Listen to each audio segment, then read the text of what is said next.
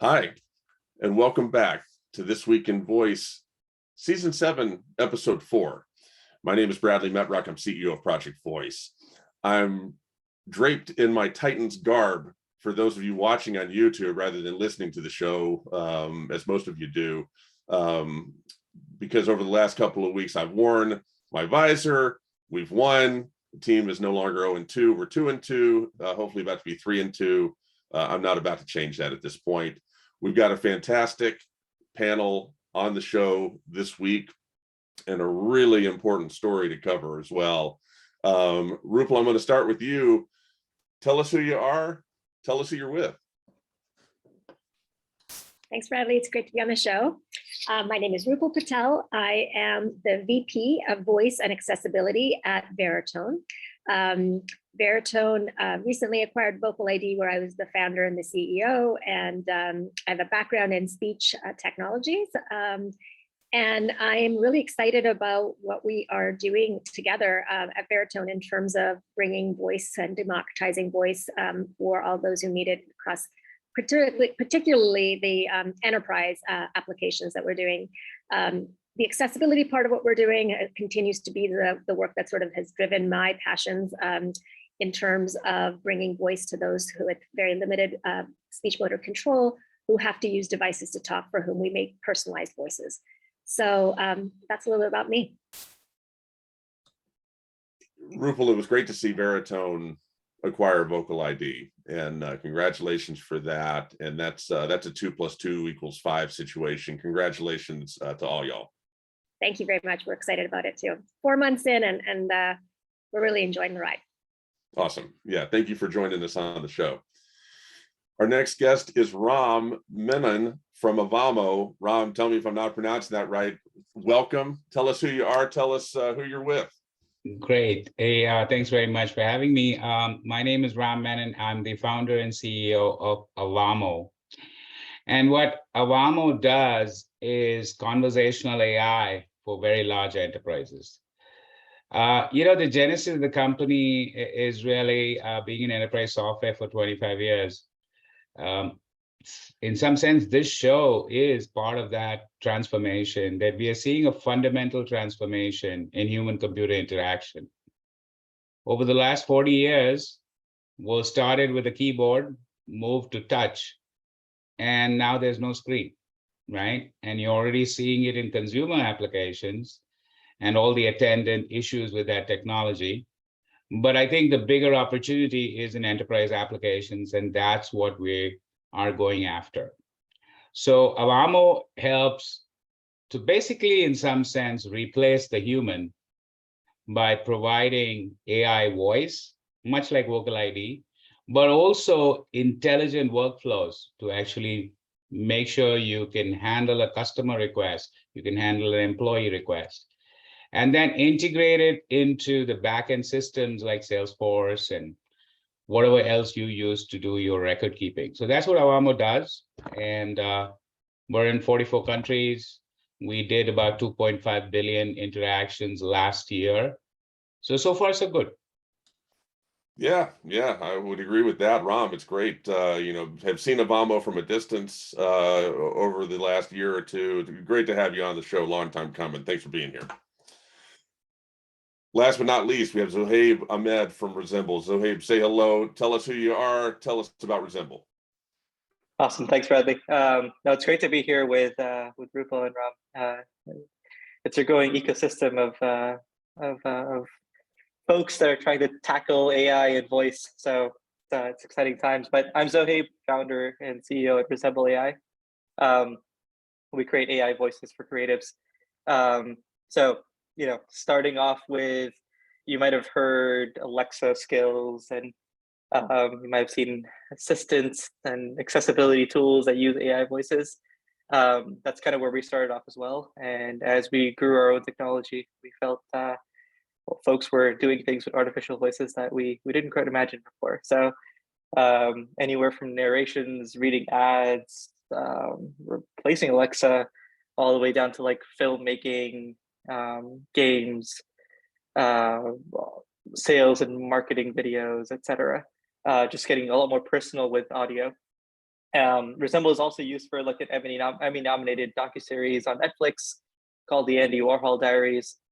So pretty proud of like hours and hours of content that was generated and being used. And last I checked, last month, Resemble was generating about 3.5 years worth of audio every month.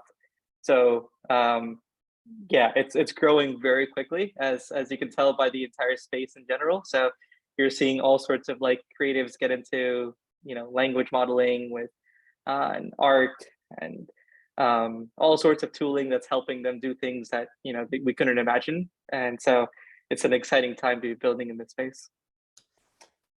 Completely agree with that. Thank you for being part of the show. You know, it goes without saying, you know, I've long since stopped attempting to keep competitors from being on the show. You know what I mean? Because every time I try, I get somebody telling me, "Oh, well, actually, we compete with them in this other way." You know what I mean? So I just gave up. It's much more about the caliber of the individual around here, and we got that in spades today. So thanks to all y'all for being on the show. No, it's a great point because I think voice is not a monolithic thing. There's so many aspects that people are attacking. For example, Zoeb's view of the world for creatives is very different from my view, which is enterprise software, you know, boring large companies. So, you know, it doesn't matter. No, it doesn't. And you know, and Rupal and Zohaib, you know, they you know, sometimes we get people doing similar things, sometimes we don't, but you know, there's a lot of blue ocean out there. We'll begin. Let's look at the news this week. And you know, really, this is an unusual episode of the show because typically, you know, we'll have 4 full stories that we'll discuss. And this particular week, I thought we're really going to devote the majority of the time to one singular story. And that's only happened a couple of times over the course of, you know, 6 full seasons into 7 at this point. The story from Ars Technica, I'm going to read the headline. Biden proposes new Bill of Rights to protect Americans from AI harms. So just to set the stage here, I'm also going to do something else. So there's actually a pretty in-depth website that the White House has created for this. I'm going to read the 5 pillars of this blueprint: safe and effective systems, algorithmic discrimination protections, data privacy, notice and explanation, human alternatives, consideration, and fallback. Okay. So there's some stories that we've included that are kind of analysis on this, but this one kind of tells the meat of it. Rupal, I'm going to start with you. This, you know, maybe somebody was expecting this. I wasn't. I don't know where this came from, but I think it's welcomed. Who cares what my opinion is? I want your opinion. What is your opinion on this AI Bill of Rights? Good thing, bad thing? How does this strike you in general? Yeah, I don't think it's really a surprise, Bradley, because back in 2019, there was, I think it was 2019, maybe beginning of 2020, but the FTC had a commission on voice cloning. It was a small group meeting in January of that year. And really it was about, you know, the threat that AI and deepfake voice and audio plays to misinformation, right? And so I think they've been thinking about this for a while. And then I think with some of the more recent, news in the regarding, you know, different kinds of documentaries and this and that, and so was mentioning the Andy Warhol stories, but then also Roadrunner and some of the other shows. So I think that it's not unexpected. I think what it doesn't have is necessarily the teeth, you know, in terms of figuring out sort of, you know, what happens if, right? So I think it's sort of more generally, but it's taking a stand, right? I think the Open Voice Network, and there are a number of other organizations Athos was another organization that we developed. There's also another one called the Future of Synthetic Media. So I think there's many groups that are thinking about how do we protect the voices from misuse. In fact, today I'm at this conference called the SAME conference, which is speech and audio in the Northeast in the US. And the title of my talk this morning was around, beyond speech synthesis, beyond end-to-end speech synthesis, or what do we do about these incredibly realistic sounding voices? Human parity is no longer the goal, really. It's now that we have this, how do we make sure that the same technology that's meant to be so good, right? Meant to have these incredible applications in terms of people with disabilities, even advertising and all entertainment and all that, we don't want it to be misused, right? And so I think that when government gets involved, I feel like there's this other hand that's sort of reaching in. But ideally, this would be, companies like ours, the companies here at the table and others that are part of this discussion. And I've actually been a huge advocate for making sure that the providers of this technology have a seat at the table when it comes to some of these regulations. So I'm happy to see that there's sort of something out there, but I do think that companies that are involved in producing this kind of content understand how to mitigate it so that innovation is not squished. I think the worst thing we can do is, obviously we want to protect people. We don't want our technology in the wrong people's hands. We're not doing this for that. We are doing this in order to increase creativity, improve operational efficiency, all of these things. And at the same time, any technology can get misused. So it's really important, I think, that we proactively think about this in synthetic media, because we know it's possible. In some of the other kinds of technologies, thinking about the consumer was an afterthought, or privacy and things of that were an afterthought. It's great to be ahead of the game in this case. So that's my view on this. No, that's great. And that's a great set of comments to start this off. And Ram, I'm going to ask you the same question from a high level point of view, your thoughts on this AI Bill of Rights. Well, I have a little bit of a different view. I was just doing this talk to a bunch of MBA students, yesterday.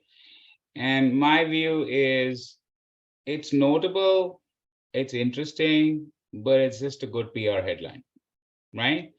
And I think what will happen with these kind of things, being ruthlessly pragmatic, is it will generate a lot of talk tracks for pundits, but it's kind of toothless, right? And it's a good thing. It's a good thing in the sense that the government, by the publishing of something like this, which is non-enforceable, has dozen different caveats, is at least shining light on the problem, right? But my view on it, on AI and specifically, is, having done this for so long, for large enterprises who really care about this stuff, is because of liability, right? There's a lot of artificial intelligence still. And we all, as well as the government, would be better served in focusing on the biggest issue we have today, which is data privacy. Fix that problem first, deal with the bill that's going through Congress currently in a practical manner. Because I think, Tim Cook says it best, right? The problem today is very simple for Apple, right? They believe that the user has a right to be asked for permission before their data is used. It's that simple, right? Nobody's saying that you can't use the data, but ask the user the permission. And the government is probably the only authority who can, in some sense, mandate that. Now, there's a whole bunch of things going on, and every company is trying to, kind of do some permission based. And of course, the platforms like Apple have been very, very, shall we say, good with that. And that's why, as a part of the second part of this discussion, I never use Alexa, but I do use Siri. And that's the level of trust companies have to build on the pure, simple point of please ask for permission. So I feel like that, like instead of talking all these tall stories about AI, which is kind of like, tomorrow's problem or next week's problem, fix today's problem and last week's problem, which is endemic, right? Which is causing so many issues, right? So that's kind of my take on this. Like, it's nice. It's great PR headline. It's going to get a lot of pundits talking up a storm, but it's essentially kind of nice to have. And but fix the real practical problem. And hopefully Congress will pass and the bill that's under consideration, because the European Union is moving very, very fast. So that's one part of the issue. The second part of the issue is kind of what Rupal talked about, which is AI is not a monolithic thing. It's a general purpose system, right? So if you want practical safeguards, you have to apply much of these principles to specific applications. For example, she talked about, voice cloning.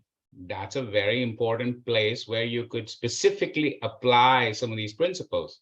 Or, for example, the European Union just announced the banning of using it for lie detector. That makes sense. So these things are nice, kind of up there in the ether, but they have to be applied very specifically with a lot of thought on specific applications that may, have abuse. But the most important thing is fix the data privacy issue. No, that's great. Yeah, no, that point's well taken. Zohaib, I'm going to turn to you. Your thoughts at a high level on the AI Bill of Rights. You like it, you don't like it. You heard from Rupal and Ram a couple different views of the prism. Tell me your thoughts. Yeah, no, a lot of just echoing what they previously said. So it's good that there's a stance. The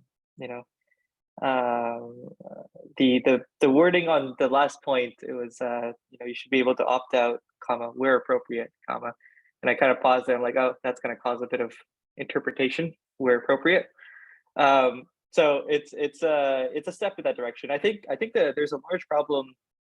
If you take a step back with AI systems in general, even if you forget about voices for a second, everyone knows your AI model is only as good as their data. So, if you're using, like, you've seen the language models that go crazy.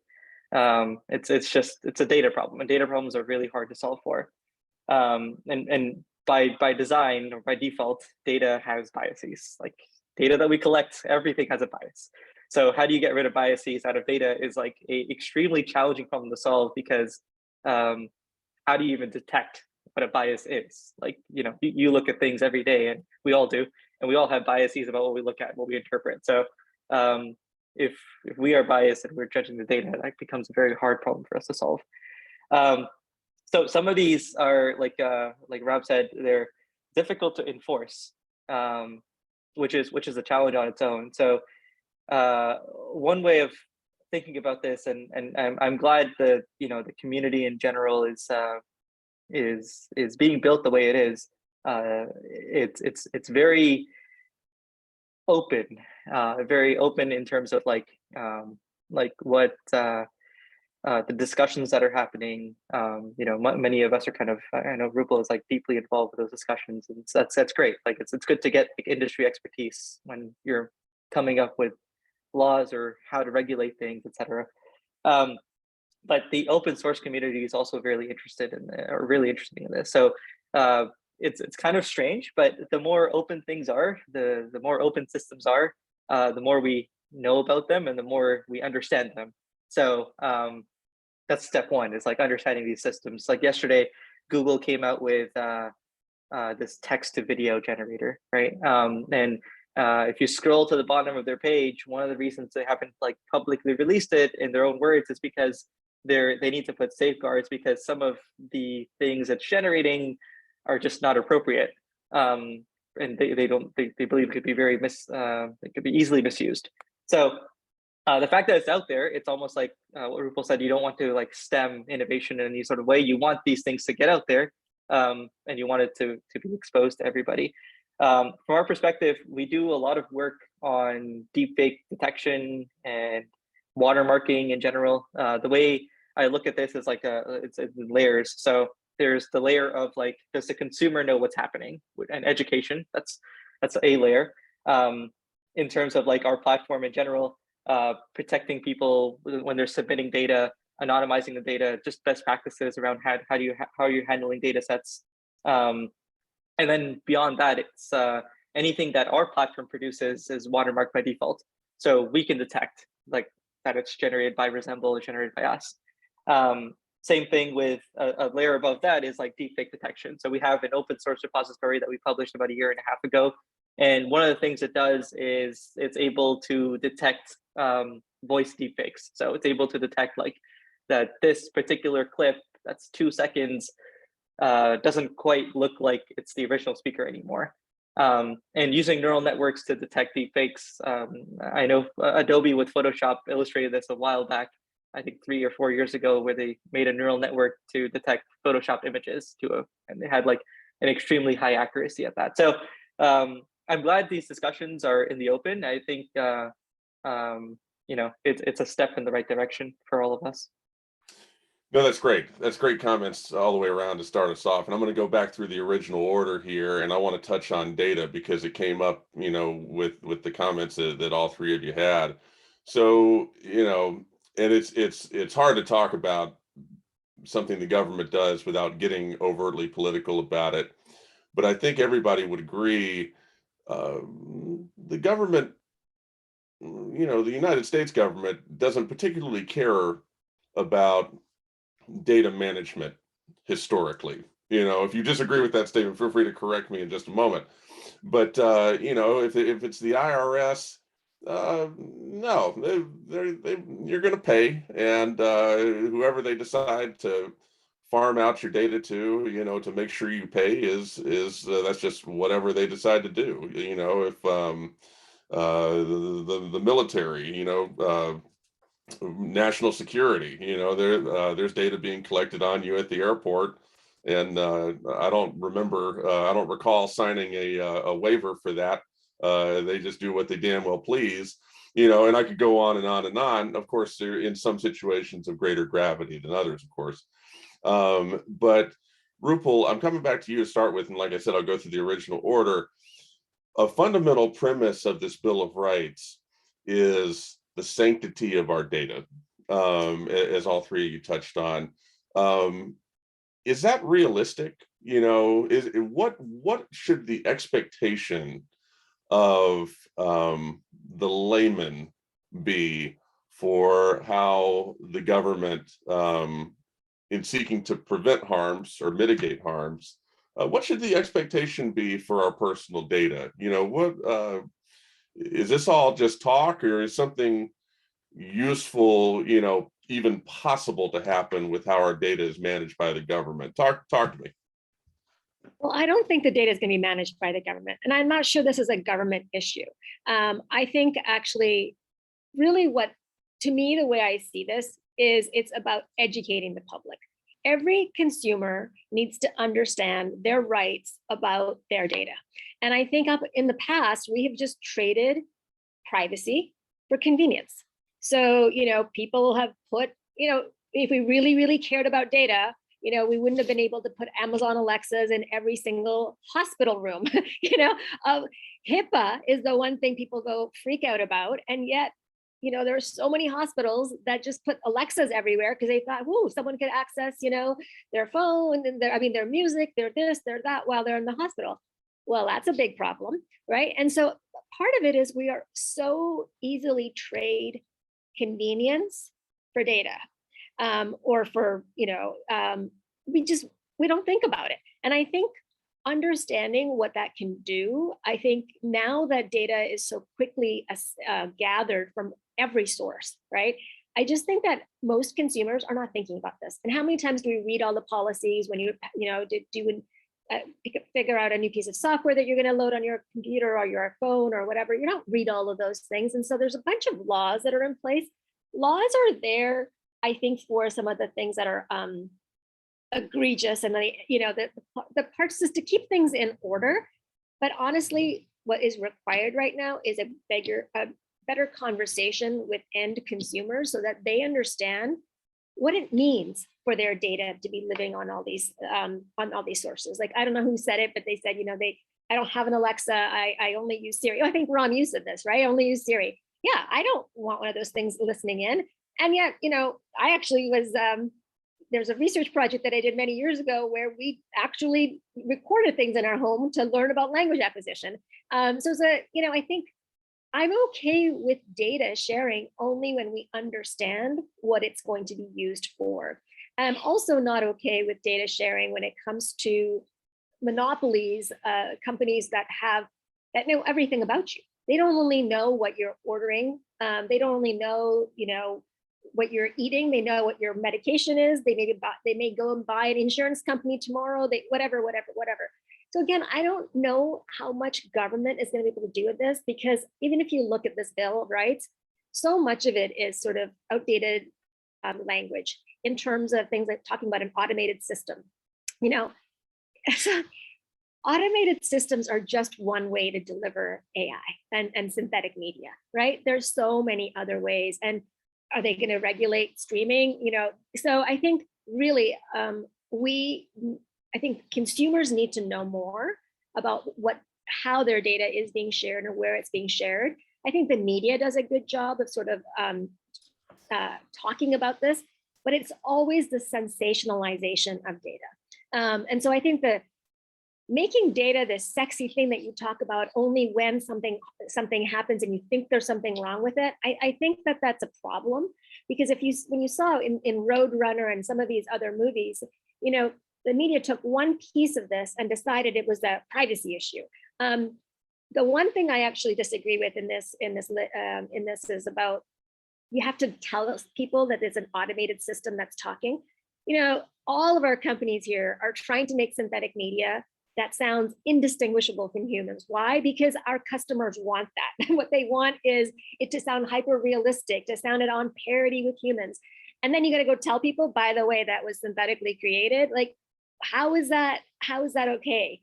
I think we're just in the early phases of this technology. When we watch a CGI movie, for example, I don't want to be told that or playing some video game, you don't want to be told that, oh, that's computer generated. Really, it's just a new method of it's a new media, right? So I feel like it's not going to be the government for some of this stuff. It's going to be other bodies. Who are those other bodies? What is their interest in this? I don't know. But I think the companies at the table here that are talking about this, it's our responsibility as well to talk. Oh, and we lost Rupal there, but I'm sure we'll get her back in a second. Yeah, no, there were some good points in there. Ram, I'm going to go to you. You were mentioning the importance of this bill, to focus on the higher priority items, and data being, and the use of data being something that is front and center, and right in front of us, whereas the AI Bill of Rights is kind of more pie in the sky. Give me your thoughts on what our expectations should be, given what you said earlier and how you set this whole thing up. What are your expectations on how the government ought to be interacting with our data? Yeah, I mean, conservative estimates, notwithstanding all the stuff we talk about, the government has only 2% of the consumer data the way we think about it. 98% is held in private sources, right? Now, the different perspective is us and our data have been collected in many forms for several decades, right? If you think about FICO scores, guess what? That's your data being used without your permission. But that data was being used arguably to provide you a service of some sort. The question of data privacy has come to the fore in the last 5 to 10 years because private platforms are using your data now to monetize it. And people don't like that. So it's a fundamental money problem in a capitalistic society where the Facebooks and others of the world are using your data, which you have given for convenience, and monetizing it for billions of dollars. So I agree with Rupal. It's not about the government. It's about consumers who are, there should be a consumer bill of rights. It's not an AI bill of rights. Yeah, right? Now we have a consumer bill of rights over the last couple of decades for credit cards, for predatory lending, for, all that kind of stuff, right? So there should be a simple consumer bill of rights, which is somewhat embedded in that bill that's going through Congress for your data, right? And it goes back to the same thing, which is, just ask my permission. I may give you my permission. Or in a capitalistic society, if you want to use my data, pay me for it, right? So there are different views on this, but I think the noise that's been generated over the last 5 to 7 years is primarily because of these platforms using your data, which you're providing for free, to monetize it. When your FICO score was being, generated and underwriters were using it for the last 35 years, there was not a peep out of anybody, right? So I think that's the point. So the point is not the government managing it. See, I'll use a metaphor, right, of how, even though our capitalism is somewhat flawed in all its ways, it kind of self-regulates because of, the money attached to it. So let's think back to the turn of the century. The people who were selling buggy whips used to say cars are terrible. They break down all the time. They're dirty, they're unreliable. Go with a horse-drawn carriage, right? But the manufacturers of cars righted themselves. Some of them went out of business. Then some are safer than others. And there comes an inevitable survival based on the consumer's view of this world that kind of rights itself. And maybe I'm an eternal optimist, but the same metaphor applies in this case, right? Government cannot and will not be able to regulate, unless, like Rupal said, the consumer will basically self-select. Like I have self-selected not to use anything other than Siri because, I just don't want my stuff to be recorded, right? For whatever, for model training or whatever it is, right? Or you should be given the ability to provide permission for your credit scoring to use alternative sources. Because now there's this whole thing on the market. Well, we'll use your web history and social media to do your credit scoring. Well, that's your data, and you should be able to give permission for that. So at the end of the day, 3 things. You should be able to give permission before your data is monetized. 2, the government is not going to be able to mandate this. And 3, there will be a process of self-selection as it's happening, where the consumer, once they understand their rights, will select which product or service, does a good job. That's all. Yeah, no, those are good points. No, yeah, we always have people who yearn to stay in the status quo. I'm sure there's people who said, nah, no, I really want to not get in an elevator without an elevator operator, and eventually they just have to sort of get over it. I mean, it's the life moves on, and that's sort of what you were talking about. We gotta embrace new ways of thinking on this, whether everybody's on board with it to begin with or not. So, Habe, I'm going to turn to you. And I'm going to ask you, the same question, what should our expectations be about people's data? But I also want to touch on something that Rupal said earlier as well about, and get your thoughts on this before we sort of wrap up with the Bill of Rights topic. The idea of disclaiming whether you're talking to a synthetic voice or a fake voice or not.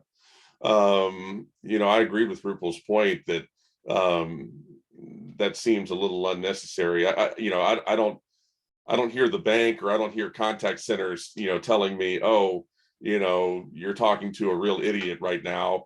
You're talking to somebody who failed out of high school or whatever. It's like, why should you don't necessarily have to tell me, I'm talking to a synthetic voice. I get that we had a problem with Google Duplex, but I'm on Rupal's page on this. I want to see if you're on that page, and then tell me your thoughts on data practice as well. Yeah. So touching on that point of disclaimers, it's almost like we're pretending that this is the first time computers have like touched something. Like should every magazine that uses a cover image now say, oh yeah, by the way, we use Photoshop here. We use something to touch up this image. It's just absurd, right? Like you watch a Burger King commercial and you see a Whopper and you're like, oh my God, you go to a store, buy a Whopper and you're like, what? Doesn't look like the Whopper that I saw on TV. You don't like get up and blame Burger King. You might be angry, but the second time you buy the Whopper, you're not like, you don't have the repeat thing, right? You're not like looking at the Whopper and saying, let's see, I got fooled again. So it's like you look at the Whopper once and you're like, that's it. That's obviously, it's just in your mind. You look at anything that's like printed material and you're like, well, this is obviously not going to be like it is, right? Yeah, to Rupal's point, it's quite obvious. Like some of our customers do not, and I think the consumer does not care that it is that there was AI used to do something. It's like when you watch a movie, would you I don't know, is there someone on the call that doesn't like green screens and they're like, I'm not going to watch a movie without a green screen? Like you're not going to watch any movies at all. So in some of our case, like, yeah, the customer, our consumer, the creative doesn't want you to like know what tool was used. And frankly, the consumer doesn't really care. And I think it's up to the companies to figure out which use cases, are they're going to entertain versus what they're not going to entertain for their tools. Like, for example, like, if anyone is coming to Resemble to create like spam calls, we just prevent that. And it's much like OpenAI does it. If you are like OpenAI has a very anti-political stance, so anything that's political generated through GPT-3 is like prevented and blocked. And we have something very similar. It's like, well, if just we have like a terms of service, and our product's terms of service says that you can't do anything political, and therefore that's where we draw the line. So yeah, that's my thought process around disclaimers. And yeah, and how consumers think of them, at least. Other than that, like, I think touching on the data topic again, I know it's like really easy to look at the consumer and say, well, they should know to use Siri versus Alexa. I think the average American consumer has no like between Apple and Amazon has no, like, frankly, trust or trust with one or the other out of the box, right? They don't assume that or they might equally assume that Amazon and Apple are both going to be selling their data. Whether Apple decides to run an ad and say that we don't do it versus Amazon running in, like ads showcasing Lexus at home, they're equally making you feel like they're not doing it. So it's hard to like expect the consumer to kind of opt in or opt out of data. And that's why I was particularly interested in, this is one of the few things that I think the blockchain could actually be helpful with, is like tracking where the data is being used, how it's being used, being transparent. It's like a concept from the blockchain that I think companies can adopt. They don't need to use the blockchain to do that, but it's a concept that they can adopt. And perhaps we transition to the Alexa story, but Alexa capturing like all the prompts that are said is some UX team, like, if I was sitting in Amazon right now, some UX team was like, hey, why don't we become more transparent and tell the users what we're collecting? And everyone around the table was like, that's a great idea. And, so hold that thought. Yeah, let's go there. We're getting to that in just a second. I would, if you don't mind, I would like to address something you just said, Bradley. Can I? About you said contact centers are not asking for these kind of voices. And I would say it is. And I'll explain to you, it's pure economics, right? And I think we need to understand that. And that's what I keep telling you about self-regulating. So what contact centers are doing with perhaps like Avamo's, stuff is, hey, if I'm detecting a call from Alabama, then the phone should be answered by somebody with an Alabama accent. Can you do that? Right? This is not some Joe in India or the Philippines. This is, AI answering the phone with an Alabama accent or a Boston accent, or in some cases, and I can't reveal this yet, but there's a celebrity who is the brand. Now, if you want the celebrity to come into the studio, like some of the stuff that Resemble does, we want the celebrity to come into the studio and pay him $20,000 an hour to, kind of say your advertisement or whatever it is. That's a lot of money. That's pure economics. But with AI voice generation from Resemble or Avamo or anybody, you can just get a sample. And then based on the permission that you have from the endorser, create a whole body of various endorsements very cheaply, right? So all these things are happening, and there's like real value in terms of monetary, monetization attached to it, which is not going to go away. Now, there is the free part of it where somebody, for sensationalism is, cloning Obama's voice, and that's a different issue, and that has to be dealt with.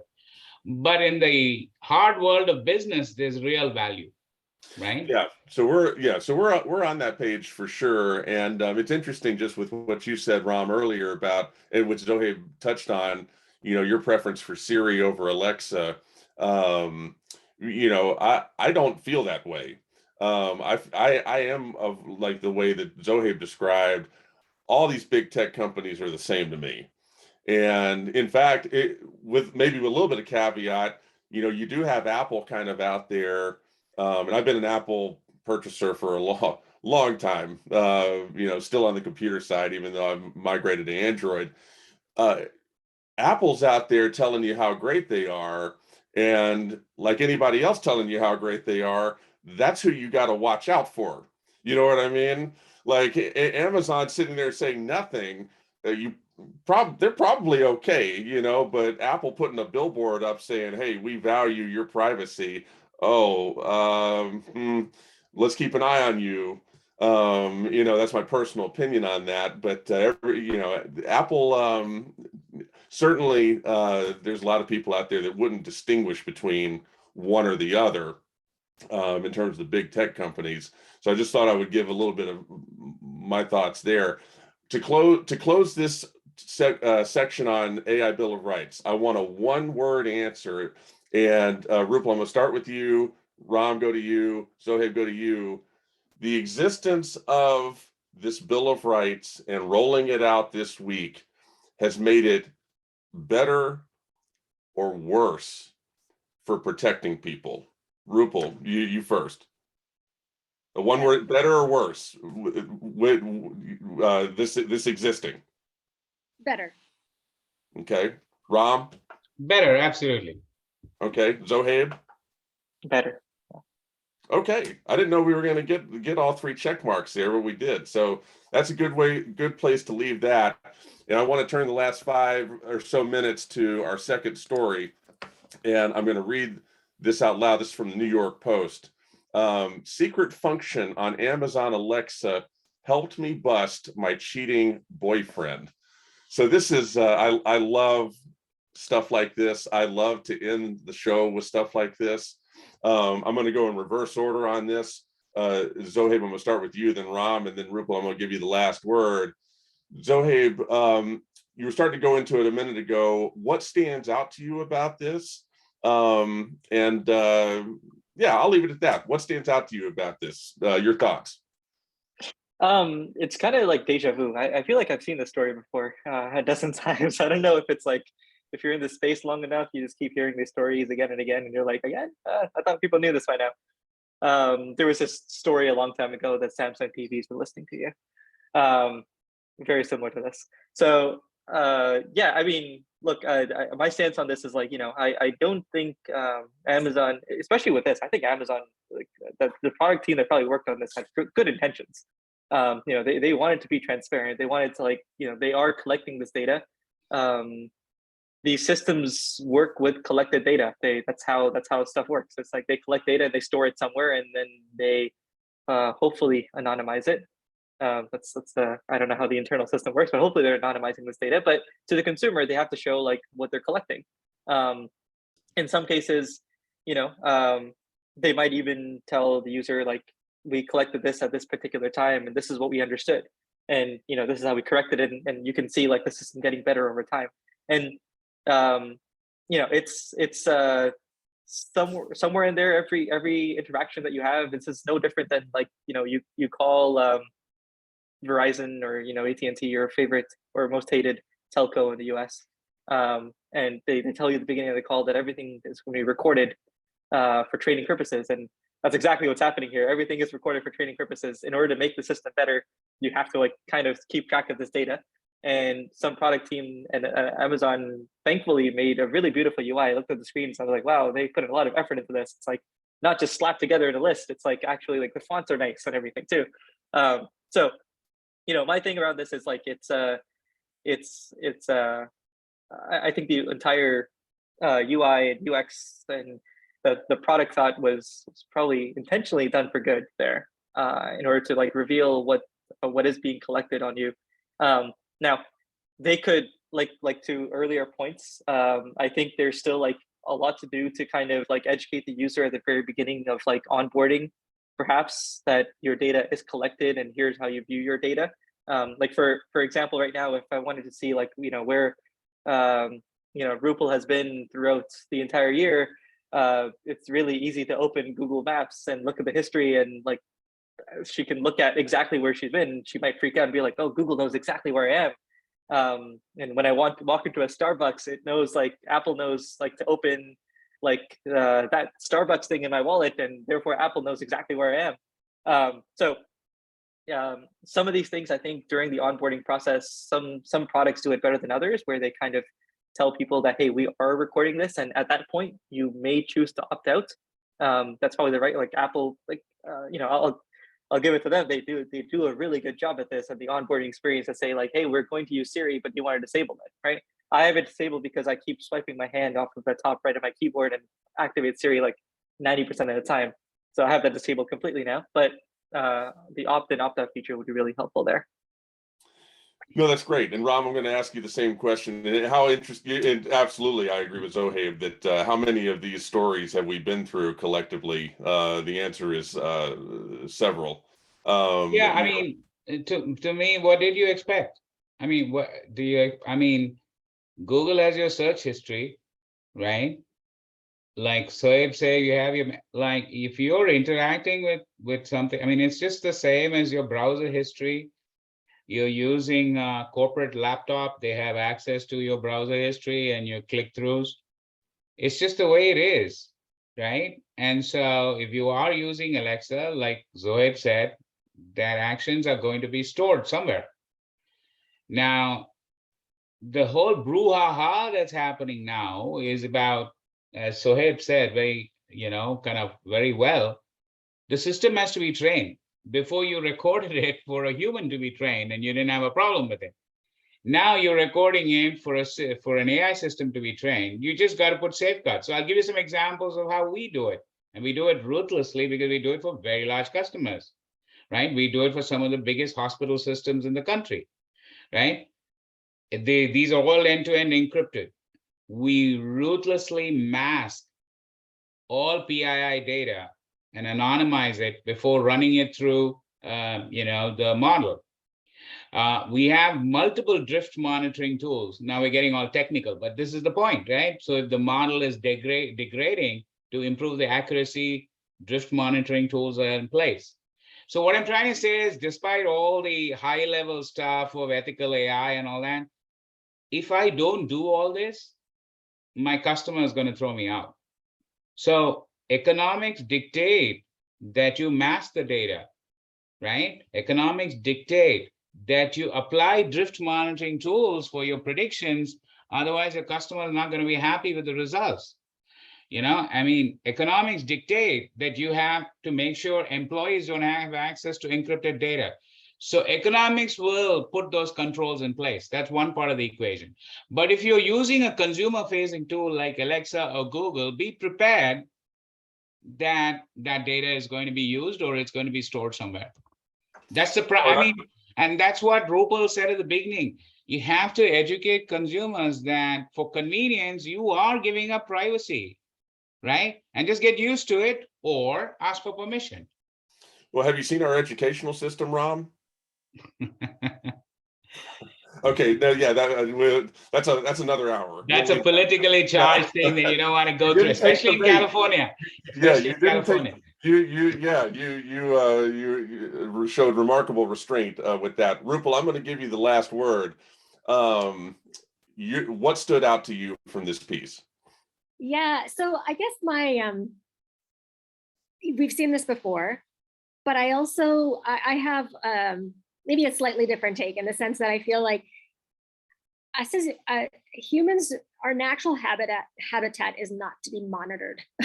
And so I think it's really, I know that when I when there's a video camera or whatever, it's like uncomfortable because there's something else watching you. Like you're not, so when we see a camera or know that a microphone is in the room, like there's a physical presence of it.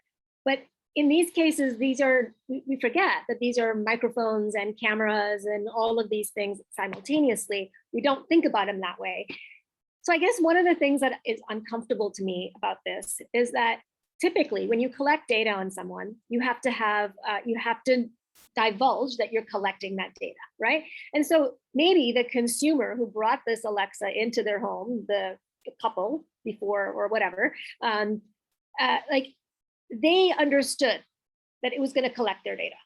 But did this other person understand that there's this Alexa somewhere in this room that is collecting that data, right? And this goes back to awareness again, is that should we be wary of every conversation we have that's not in the woods? Because I think that the discomfort here for me is that we are constantly being monitored. And that to me makes me feel like we're living in a zoo.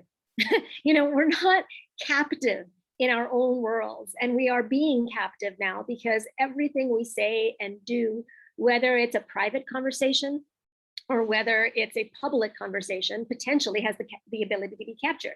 How many times have I done a Google search? Google says, they do no evil, but how many times have you done a Google search and seen things like, the place that you were talking to your spouse or your loved ones about, the vacation you want to take, and all of a sudden the first word comes in and it's an abnormal word, and it's just like, oh, you were listening to my conversation while my laptop was next to you, right? Like, so, and we all kind of have that sense, but it feels a little bit like, I get it, Ram, that the dollars and the economics will dictate that, but it's kind of a lousy world if we can't do anything and not feel like we're not in a glass box being observed constantly. So I hope that there are some limits on this so that we don't have to go to the woods to be human again. We can be human in our own homes and expect that that's a private place. So like, what's private anymore? Is thy bathroom collecting, what I mean? Like where is it that's private? Because if you walk into the bathroom with your phone, are you freaking listening to that? Yeah, so The make answer sure, is yes. yeah, so make sure you don't buy a Ring camera, all right? Right, I'm not going to buy you that shit. Yeah, right, and a Roomba too, because now you've got Amazon's got you covered. It should be noted, and great comments all the way around on this and just throughout the show. It should be noted that I did not actually see this New York Post story. It got emailed to me from a friend of mine who works at a very large company that said, in essence, I'll paraphrase, how on earth is this still happening? And Ram, it's to your point, and someone very educated, Ram, it's to your point that, the education on this particular technology and this domain of ours has got a ways to go. But this Bill of Rights feels impactful. It feels like some sort of noteworthy inflection point of some sort, and I think time will tell. And the second story is just an extension off that, really, if you get down to it. Thanks to all of y'all, Rupal, Ram, Zohaib, thanks for taking the time to share your experience and expertise with not just me, but the audience as well. It's very appreciated. Hey, thanks very much. Appreciate it. Thank you. For Thanks this for week having in us. voice, for this week in voice, season 7, episode 4. Thank you for listening, watching if you're watching on YouTube. Until next time.